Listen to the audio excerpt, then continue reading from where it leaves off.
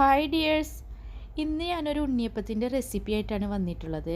പക്ഷേ ഈ ഉണ്ണിയപ്പം നമ്മുടെ ട്രഡീഷണൽ ഉണ്ണിയപ്പം ഒന്നുമല്ല കേട്ടോ. ഇത് നേന്ത്രപ്പഴം കൊണ്ട്, അതായത് നമ്മൾ പഴംപൊരി ഉണ്ടാക്കുന്ന അതേ ഇൻഗ്രീഡിയൻസ് തന്നെ ഉപയോഗിച്ചിട്ട് തയ്യാറാക്കി എടുത്തിട്ടുള്ള ഒരു ഉണ്ണിയപ്പമാണ്. അപ്പോൾ നമ്മൾ എപ്പോഴും ഉണ്ടാക്കുന്ന ഒരു ഐറ്റമാണ് പഴംപൊരി. അപ്പോൾ എപ്പോഴെങ്കിലും വെറൈറ്റി ആയിട്ട് നേന്ത്രപ്പഴം കൊണ്ട് ഒരു സ്നാക്ക് ഉണ്ടാക്കണമെന്ന് തോന്നിയാൽ നമുക്കിതൊന്ന് ട്രൈ ചെയ്ത് നോക്കാം. ഇത് വളരെ ഈസിയാണ്. ഒരുപാട് ഇൻഗ്രീഡിയൻസ് ഒന്നും ഇതിന് ആവശ്യമില്ല. അതേപോലെ തന്നെ ഞാൻ നേരത്തെ പറഞ്ഞതുപോലെ തന്നെ പഴംപൊരി ഉണ്ടാക്കുമ്പോൾ എന്തൊക്കെ ഇൻഗ്രീഡിയൻസ് ആണോ നമ്മൾ ചേർക്കുന്നത് ആ ഇൻഗ്രീഡിയൻസ് മാത്രം ഇവിടെ ഉണ്ണിയപ്പം തയ്യാറാക്കിയെടുക്കാനായിട്ട് നമ്മൾ എടുക്കുന്നുള്ളൂ. അപ്പം നമുക്ക് നേരെ റെസിപ്പിയിലേക്ക് കിടക്കാം. ഞാനിവിടെ എടുത്തിട്ടുള്ളത് 3 നേന്ത്രപ്പഴമാണ്. ഈ 3 നേന്ത്രപ്പഴം നല്ലപോലെ പഴുത്ത നേന്ത്രപ്പഴമാണ്. അതുപോലെ തന്നെ ഇതൊരു മീഡിയം സൈസിലുള്ള നേന്ത്രപ്പഴമാണ്. അപ്പോൾ മീഡിയം സൈസിലുള്ള 3 നേന്ത്രപ്പഴത്തിനുള്ള ഇൻഗ്രീഡിയൻസ് ആണ് ഞാനിവിടെ പറയുന്നത് കേട്ടോ.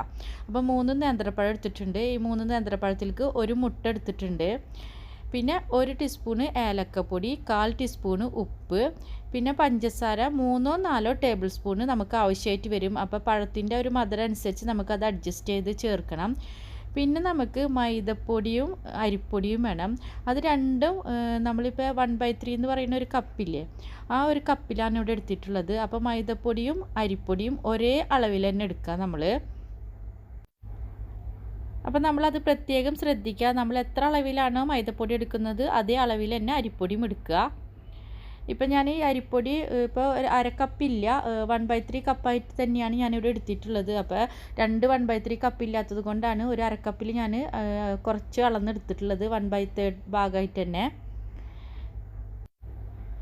ഇനി നമുക്ക് ആവശ്യമുള്ളത് പാലാണ്. പാല് നമുക്ക് 1 കപ്പ് പാല് നമുക്കിവിടെ ആവശ്യമുണ്ട്.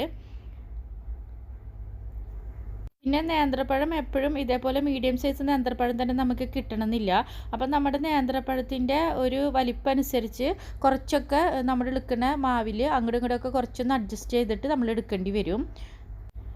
പിന്നെ നമുക്ക് മുട്ട ഏകദേശം ഒരു 4-5 നേന്ത്രപ്പഴത്തിൽക്കൊക്കെ ഏകദേശം ഒരു മുട്ട മതിയാവും. പിന്നെ അതിനേക്കാളും കൂടുതൽ അളവിലൊക്കെ എടുക്കുകയാണെങ്കിൽ മാത്രം മുട്ടയുടെ അളവ് നമ്മൾ അധികം ചേർത്താൽ മതി. നമുക്കപ്പോൾ എല്ലാ ഇൻഗ്രീഡിയൻസും മിക്സിയുടെ ജാറിൽ ഒരുമിച്ചിട്ടിട്ട് തന്നെ ഒന്ന് അടിച്ചെടുക്കാം. പഴം ഞാനിപ്പോൾ ഇവിടെ മിക്സിയുടെ ജാറിലേക്ക് ഇട്ട് കൊടുക്കുമ്പോൾ 3-4 പീസാക്കിയിട്ട് ഒന്ന് മുറിച്ചിട്ടിട്ടാണ് ഇട്ട് കൊടുക്കുന്നത്. അത് നമുക്ക് പെട്ടെന്നൊന്ന് അടിഞ്ഞ് കിട്ടാനാണ്. അങ്ങനെ 3-4 പീസാക്കി ഇടണമെന്ന് യാതൊരു നിർബന്ധവും ഇല്ല കേട്ടോ.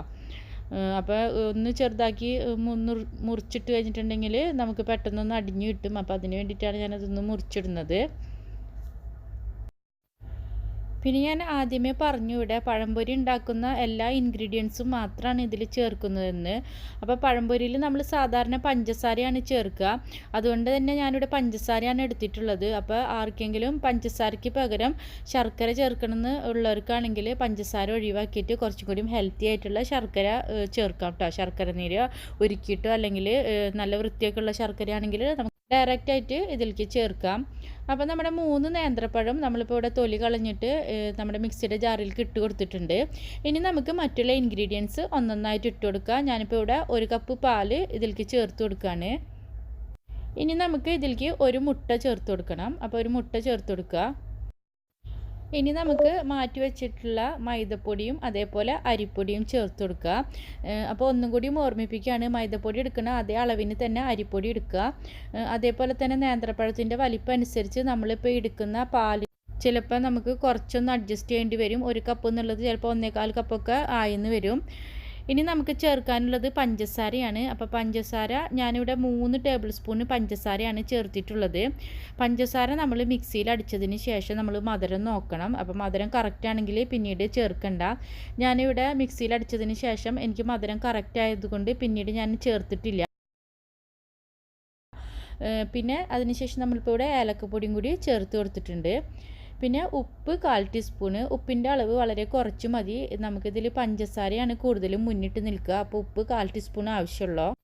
ഇനി നമുക്ക് ഇത് നല്ലപോലെ ഒന്ന് അടിച്ചെടുക്കുക. പഴമൊക്കെ ശരിക്കും നല്ലപോലെ തന്നെ ഒന്ന് അടിയണം. അപ്പോൾ ആ ഒരു ലെവലിൽ നിങ്ങളിത് ഒന്ന് അടിച്ചെടുക്കുക. ഇനി നമുക്ക് ഇത് നല്ലപോലെ അടിച്ചതിന് ശേഷം നമ്മളൊരു ബൗളിലേക്ക് ഒഴിച്ചു കൊടുക്കുക. ഇപ്പോൾ നമ്മൾ നോക്കിയാൽ പഴമൊക്കെ നല്ലപോലെ അടിഞ്ഞിട്ടുണ്ട്. മാവൊക്കെ ഇതിൽ നല്ലപോലെ ഒന്ന് കലങ്ങി കിട്ടിയിട്ടുണ്ട്. അപ്പോൾ ആ ഒരു ലെവലിൽ നിങ്ങളൊന്ന് അടിച്ചെടുക്കുക. ഇനി നമുക്കിതൊരു അരമണിക്കൂർ മൂടി വയ്ക്കാം. അരമണിക്കൂർ മൂടി വെച്ചതിന് ശേഷം മാത്രം നമ്മളിത് തയ്യാറാക്കി എടുത്താൽ മതി. അപ്പോൾ അരമണിക്കൂറിന് ശേഷം നമ്മൾ ഉണ്ണിയപ്പച്ചട്ടി സ്റ്റവിൽ വെച്ചിട്ട് അതിലേക്ക് നമുക്ക് വെളിച്ചെണ്ണ ഒഴിച്ചു കൊടുക്കുക. അപ്പോൾ നിങ്ങൾ മാവിൻ്റെ കൺസിസ്റ്റൻസി ഒന്ന് നോക്കണം.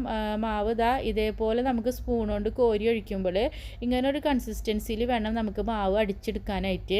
അപ്പോൾ ആ ഒരു ലെവലിൽ വേണം നിങ്ങൾ അടിച്ചെടുക്കാനായിട്ട്. ഇപ്പം ഞാൻ കാണിച്ച 3 മീഡിയം സൈസ് പഴത്തിന് നമുക്ക് ഇപ്പോൾ ഈ ചേർത്തിട്ടുള്ള മൈദപ്പൊടിയും അരിപ്പൊടിയും പാലൊക്കെ കറക്റ്റ് അളവാണ്. അപ്പോൾ നമ്മുടെ ഉണ്ണിയപ്പച്ചട്ടി ഇപ്പോൾ ചൂടായിട്ടുണ്ട്. ഇനി അതിലേക്ക് നമുക്ക് ഓരോ കുഴിയിലേക്കും വെളിച്ചെണ്ണ ഒഴിച്ചു കൊടുക്കുക. ഇനി നമുക്ക് സ്പൂൺ ഉപയോഗിച്ചിട്ട് നമുക്ക് 1 ടേബിൾ സ്പൂൺ മാവ് ഉണ്ടായിരിക്കും ഓരോ കുഴിയിൽ ഒഴിക്കാനായിട്ട്. അപ്പോൾ നമുക്ക് ഓരോ കുഴിയിലേക്കും മാവ് ഒഴിച്ചു കൊടുക്കുക. ഇങ്ങനെ ഒരു സ്പൂൺ ഉപയോഗിച്ചിട്ട് ഒഴിച്ചാൽ മതി. അത്ര മാവ് നമുക്കിപ്പോൾ ഒരു കുഴിയിൽ കൊള്ളുള്ളൂ. അപ്പോൾ അതിനനുസരിച്ച് അഡ്ജസ്റ്റ് ചെയ്തിട്ട് നിങ്ങൾ ഒഴിക്കുക. പിന്നെ നമ്മൾ വെളിച്ചെണ്ണ ചൂടാവണ വരെ നമ്മളിത് ഹൈ ഫ്ലെയിമിൽ ഇടണം. വെളിച്ചെണ്ണ ചൂടായി കഴിഞ്ഞാൽ ഫ്ലെയിം നമ്മൾ നല്ല പോലെ കുറയ്ക്കണം. എന്നാലാണ് നമുക്ക് ഈ ഉണ്ണിയപ്പത്തിൻ്റെ ഉള്ളൊക്കെ നല്ല പോലെ വെന്ത് കിട്ടുള്ളൂ. അപ്പം നമ്മൾ മറിച്ചിടുമ്പോഴും ശ്രദ്ധിക്കണം. മറിച്ചിടുമ്പോൾ മേലത്തെ മാവൊക്കെ ഒന്ന് വറ്റി വരുന്ന സമയത്ത് മാത്രം നമ്മൾ മറിച്ചിട്ട് കൊടുക്കാൻ പാടുള്ളൂ. അങ്ങനെ നമ്മൾ ലോ ഫ്ലെയിമിൽ ഇട്ടിട്ട് 2 സൈഡും മറിച്ചിട്ടിട്ട് നമ്മളിത് വേവിച്ചെടുക്കുക. അപ്പം നമ്മുടെ ശരിക്കും ഇത് നല്ല സോഫ്റ്റുള്ളൊരു ഉണ്ണിയപ്പമാണ്. നമ്മൾ ഈ അളവിന് മാവ് തയ്യാറാക്കി കഴിഞ്ഞാൽ നമുക്കിപ്പോൾ ഏകദേശം ഒരു 5 ബാച്ചൊക്കെ നമുക്ക് പൊരിച്ചെടുക്കാനുണ്ട്. ഏകദേശം ഒരു 30-35 ഉണ്ണിയപ്പമെങ്കിലും നമുക്ക് കിട്ടും. കാരണം ഓരോ ടേബിൾ സ്പൂൺ മാവല്ലേ നമ്മൾ കോരി ഒഴിക്കുന്നുള്ളൂ.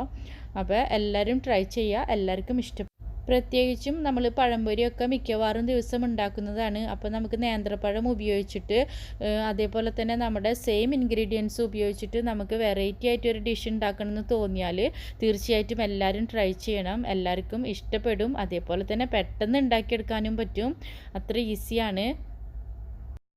അതേപോലെ തന്നെ വീഡിയോ കണ്ടതിനും ഇതുവരെ സപ്പോർട്ട് ചെയ്തതിനും എല്ലാവർക്കും താങ്ക്സ് ഉണ്ട്. വീണ്ടും പുതിയൊരു വീഡിയോയിലൂടെ നമുക്ക് കാണാം.